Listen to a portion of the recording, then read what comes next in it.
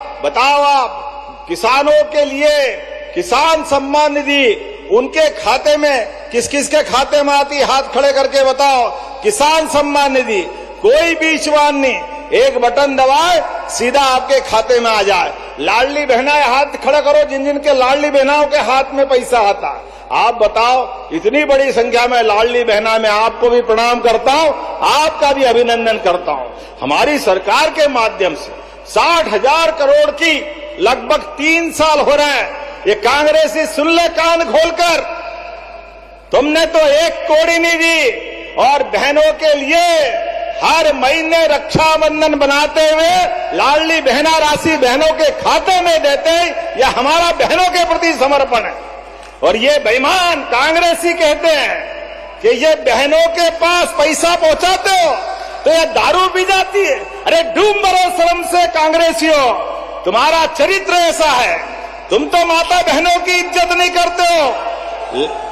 लेकिन हमारी संस्कृति और कांग्रेस इसीलिए अपने कर्मों की सजा भुगत रही है। पूरे देश से धीरे धीरे कर करके अपने आप अपने कर्मों से मर रहे हैं। वो पप्पू और पप्पू के चलाने वाले चप्पू सब एक लाइन में। जिस दौर में आज यशस्वी प्रधानमंत्री का पराक्रम का विजय रथ आगे बढ़ रहा है, जब पूरा देश विकास की दौड़ में आगे बढ़ रहा है, ऐसे में नौसिखियों के हाथ में उन्होंने अपनी पार्टी की कमान दी है। अब वो नौसिखिए गाड़ी आगे चलाने के बजाय पीछे ठोके तो हम भी क्या करें, वो अपने कर्मों की जाने, उनको जैसे चलाना है वो चलाए, हमारी कोई लड़ाई नहीं।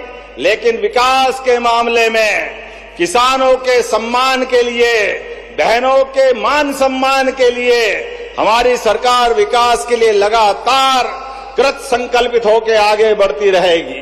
मुझे इस बात की प्रसन्नता है, बीता वर्ष उद्योग और रोजगार वर्ष के नाते से हमने मनाया और ये वर्ष किसान कल्याण वर्ष के नाते से मना रहा है। किसानों की बेहतरी के लिए आप अंदाज लगा लो, कभी कोई कांग्रेसी आपके दरवाजे आए, आप उससे पूछना 1956 में मध्य प्रदेश बना और 56 से लेके 2002-03 तक लगभग 55 साल कांग्रेस की सरकार रही, लेकिन सिंचाई का रकबा केवल 7.5 लाख हेक्टेयर था। किसानों की आप अंदाज लगा लो, किसानों को आप बिजली, पानी, सड़क कुछ नहीं दे रहे थे। वो बंटाढार सरकार को याद करो।